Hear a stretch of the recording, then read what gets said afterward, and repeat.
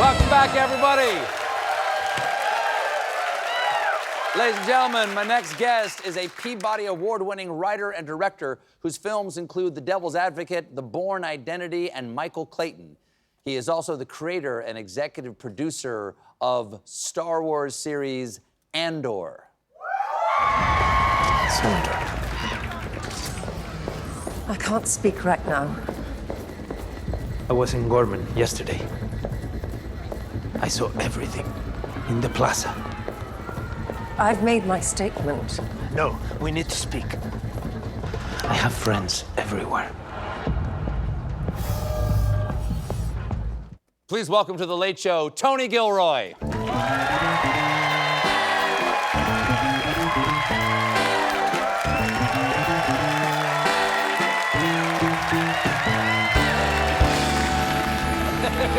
It is nice. We spent a lot of money on it.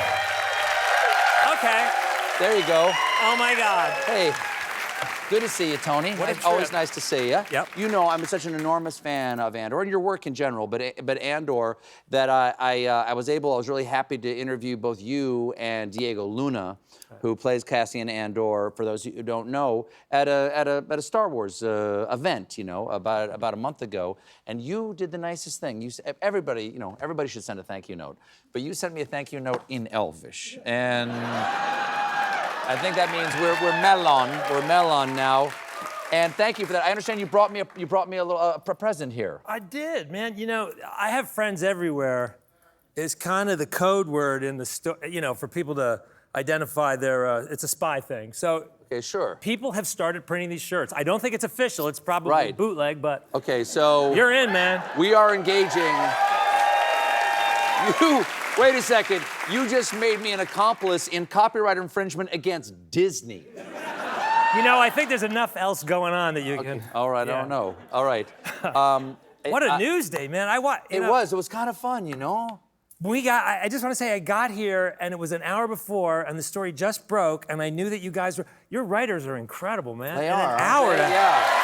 Wow. Yeah. Wow. We whipped them with wire. Wow, man. Yeah. Really cool. That was turn and burn. That was old school.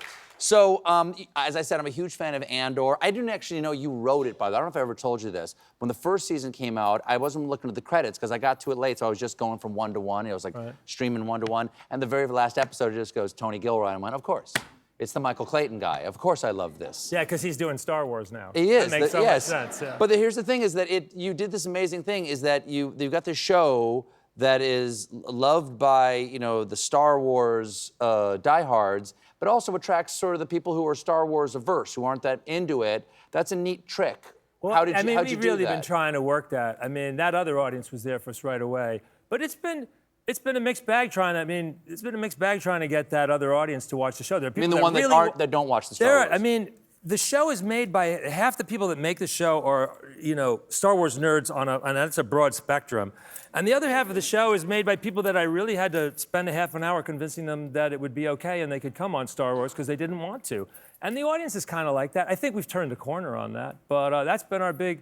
Yeah, you don't have to know anything about Star Wars to watch our show. No, the incredible thing about it is that it has there are no lightsabers. No. There's like very little mention of the Force. Right. There's no Darth Vader.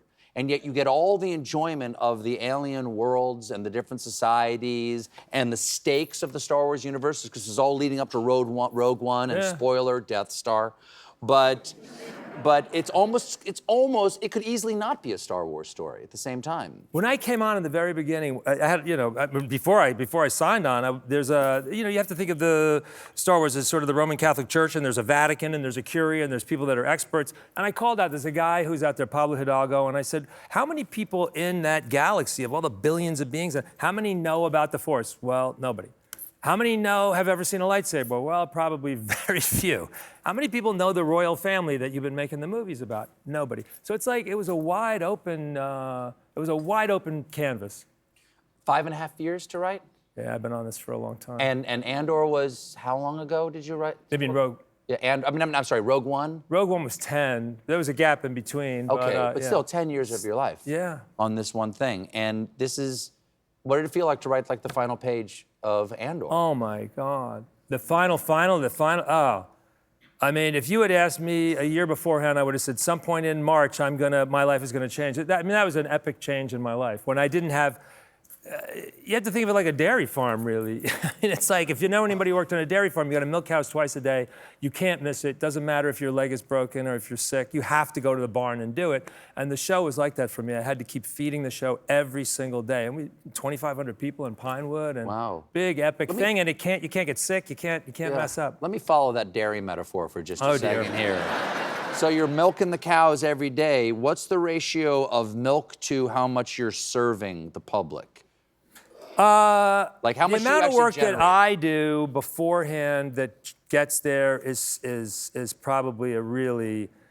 I do a lot of other work that doesn't get there beforehand. But I will say that of what we shoot, when we finally get down to it and we get to it, I would say our ratio of the show is better than anybody. We lost one scene in the entire first 12 episodes, and I don't think we have anything in season 2 that we shot that we did not use. We used the whole thing. No, use all the cow. Yeah, no, really efficient shot.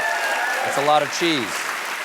Any Easter eggs that were in there that the audience caught that you even missed? I heard one like 3 days ago. I found out that I was out with Alan Tudyk, who plays K2SO, and it turns out that the droid that's the KX unit that's in the Gorman massacre, who does some different things, and it turns out that that's him, and the audience has identified it. And I said, I was at Industrial Light and Magic, and I go, did you guys put that in? And they go, yeah. And like, I did not know that. So, yeah, I think there's probably a lot of things I've missed in there. You got a cameo in a couple of things. You got a cameo in Michael Clayton. I do. And in the first season of Andor. Are you? I'm a voice. You're a voice in this?